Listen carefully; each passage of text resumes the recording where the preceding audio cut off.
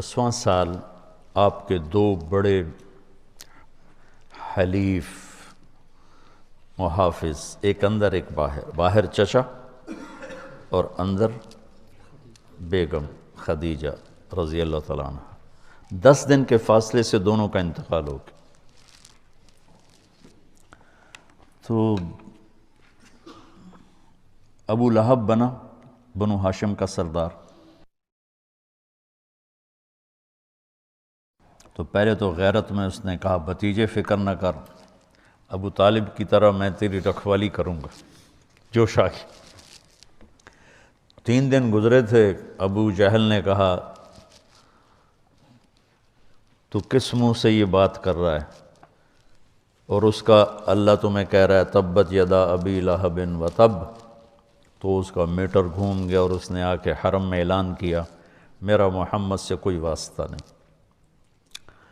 تو جب تک چچا زندہ تھے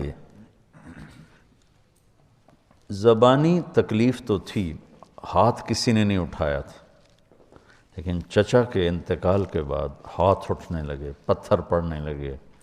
وہ جو آپ واقعہ سنتے ہیں چادر گلے میں ڈال کے مروڑا، آنکھیں باہر نکل آئیں، یہ ابو طالب کے انتقال کے بعد کا واقعہ۔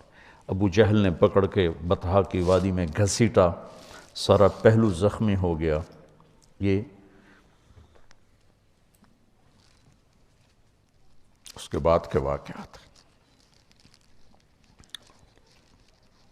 آپ مینا میں جاتے تھے، حجاج میں دعوت دیتے تھے،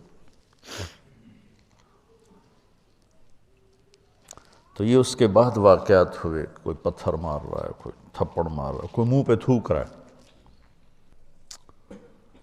آپ دعوت دیتے دیتے دیتے سورج سر پہ آ جاتا تھا، اور اختتام کیسے ہوتا تھا؟ کوئی منہ پہ تھوکتا، کوئی گالی دیتا، کوئی تھپڑ مارتا، کوئی دھکا دیتا۔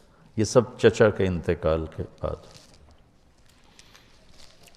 تو پھر آپ کو خیال ہوا کہ ہجرت کروں،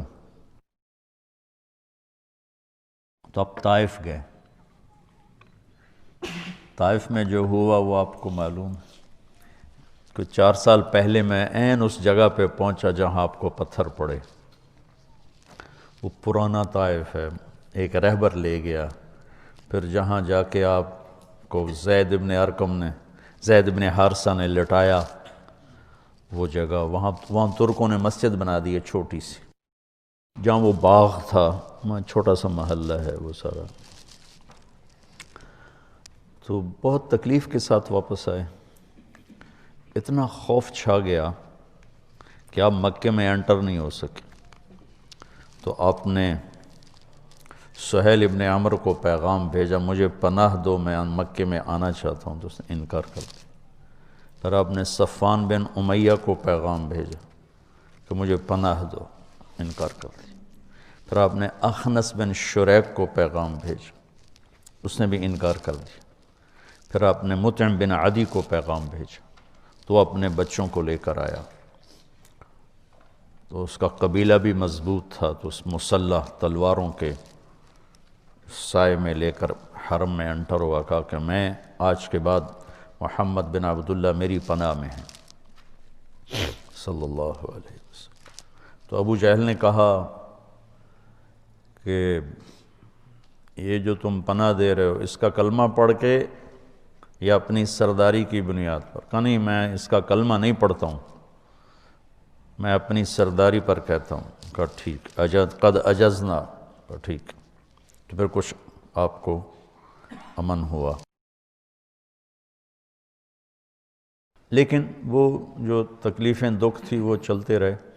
شام کو جب آپ گھر آتے تو مکے کا ساری گندگی کوڑا آپ کے دروازے پہ گرا پڑا ہوتا تھا، تو آپ اسے اپنی کمان سے ہٹاتے اور کہتے ما اسرع ما وجدنا فقدک یا عم۔ ہوئے ہوئے کیا درد ہے چچا، تیرے جانے کی کمی بہت جلدی محسوس ہونے لگی۔